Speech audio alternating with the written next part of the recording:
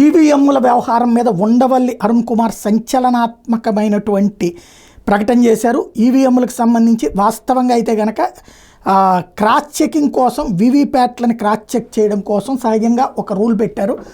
45 రోజుల దాకా వీవీప్యాట్లు అట్లాగే ఉంచాలి. అట్లాంటిది 20 రోజులలోపే వీవీప్యాట్లను తగలబెట్టేమన్నారు. 10 రోజుల్లోపే 20 రోజుల్లోపే అట్లా చేస్తారు అన్నటువంటిది. ఏదైతే ఓ పక్కన ఈవీఎంల్లో తేడా జరిగింది. ఈవీఎంలకు 12.5% ఓట్లు ఎక్స్ట్రా నమోదైనాయి. ఆంధ్రప్రదేశ్లో 12.45%, ఒరిస్సాలో ఎక్కువ. అంటే ఎలక్షన్ కమిషన్ పోలింగ్కి చూపించిన డేటా, కౌంటింగ్కి చూపించిన డేటాలో 12.5% తేడా ఉంది అన్నటువంటి పాయింట్ ఏదైతే చెప్తూ వచ్చారో, ఆ స్థాయి తేడా అంటే ఖచ్చితంగా తేడా జరిగింది అన్నటువంటిది ఏదైతే ఆరోపణ చేస్తున్నారో ఆ అంశానికి సంబంధించి ఈ కీలకమైనటువంటి అడుగు పడుతోంది. దాన్ని విమర్శిస్తూ అట్లాంటప్పుడు ఇక్కడ ఎన్నికల పిటిషన్లు వేసినప్పుడు ఎన్నికల పిటిషన్లో వీవీప్యాట్ల కౌంట్ వదిలేసి మాక్ పోలింగ్ ఎట్లా చేస్తారని నిలదీశారు.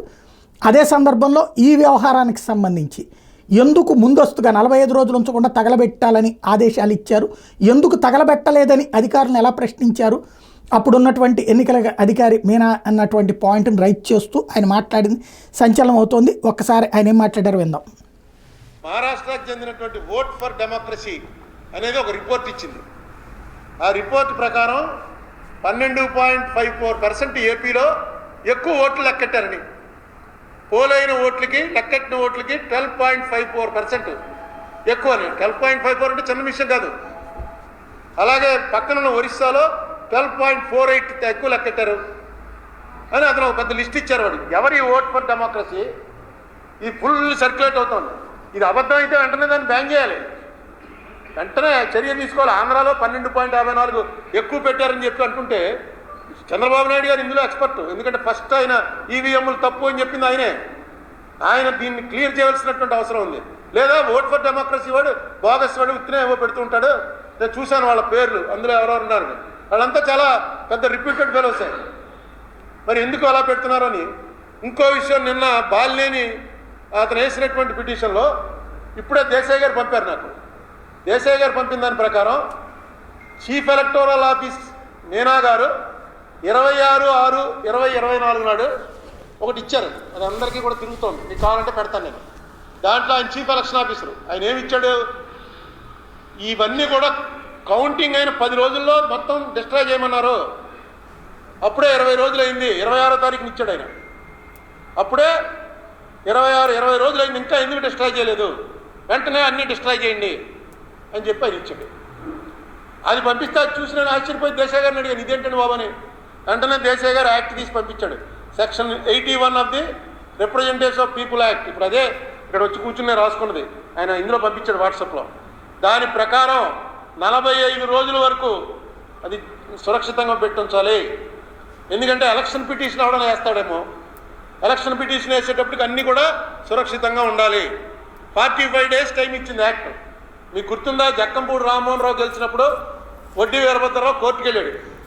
కోర్టుకు వెళ్తే అన్నాళ్ళు పట్టింది, 3 ఏళ్ల తర్వాత కౌంటింగ్ చేశారు. 3 ఏళ్ళ ఆయన 45 డేస్ కాలదోషం పట్టకుండా కోర్టుకు వెళ్ళిపోయాడు. కానీ యాక్చువల్గా అది వాయిదాలు పడి 3 ఏళ్ల తర్వాత కౌంటింగ్ చేశారు.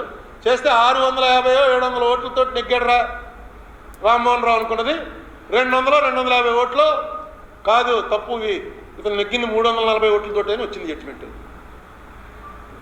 ఇక అసలు మీరు 10 రోజుల్లో మొత్తం డిస్ట్రాయ్ చేసేయండి అని అంటే ఇంక ఎలక్షన్ పిటిషన్ ఏమి వస్తాడు. అసలు డిస్ట్రాయ్ చేసేటువంటి కంప్యూటర్లు ఆన్లైన్వి. ఇప్పుడు దానికి ఏమన్నారు వాళ్ళు, మీరు రండి మాక్ పోలింగ్ పెడతామని. మాక్ పోలింగ్ అంటే మనందరం వెళ్ళి ఇక్కడేమో చెప్పాలి, మేము ఇదిగోనండి మేము సైకిల్కి కొడుతున్నాం, మేమేమో ఫ్యాన్కి కొడుతున్నాం అని రాసుకుంటారు. అక్కడికి వెళ్ళి మనం సైకిల్కి ఫ్యాన్కి కొట్టాలి, చూపిస్తారు. ఇక చూడండి మీరు చెప్పినట్లు 12 మంది సైకిల్కి కొడతా ఉన్నారు, 12 వచ్చాయి. 80 మందికి ఫ్యాన్కి కొడతా ఉన్నారు, 8 వచ్చాయి. ఇది చేస్తారట పిలిచి మాక్ పోలింగ్ అని. ఇప్పుడు మాక్ పోలింగ్ అంటే అది ఇంకేముంది, మాక్ పోలింగ్ కూడా కావాలండి. ఆవేళ పోలింగ్ అయింది కావాలి. కానీ ఆ చిన్న స్లిప్పులు వస్తాయి. ఆ స్లిప్పులు ఎందుకు, ఇలాంటి కంటింజెన్సీకే. ఇలాంటిది ఏమైనా వచ్చినప్పుడు స్లిప్పులు లెక్కడానికి ఆ స్లిప్పులన్నీ డిస్ట్రాయ్ చేసేసారట.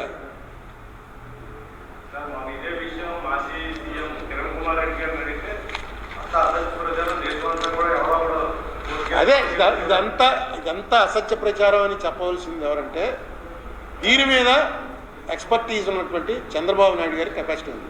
ఎందుకంటే ఆయన ఇంతకుముందు కంటెస్ట్ చేశారు. పాపం ఆయన ఎవరినో ఒక ఆయన్ని అరెస్ట్ చేసి జైల్లో కూడా పెట్టారు. ఒక ఈవీఎం మిషన్ రైట్, ఇది పరిస్థితి. దీనికి వాస్తవంగా అయితే కనుక చంద్రబాబు గారు కాదు సమాధానం చెప్పాలి. ఎన్నికల సంఘం నిజంగా డిస్ట్రాయ్ చేశారా? ఎట్లా డిస్ట్రాయ్ చేస్తారు 45 రోజులు కాకుండా? ఇంకోటి ఎలక్షన్ పిటిషన్ అప్పటికే వేసేశారు. అప్పుడు అవి కౌంటింగ్ అయ్యేదాకా అది ఆపాలి, కానీ అది ఎట్లా చేస్తారంట. డిస్ట్రాయ్ కాకపోతే డిస్ట్రాయ్ కాలేదని చెప్పాలి.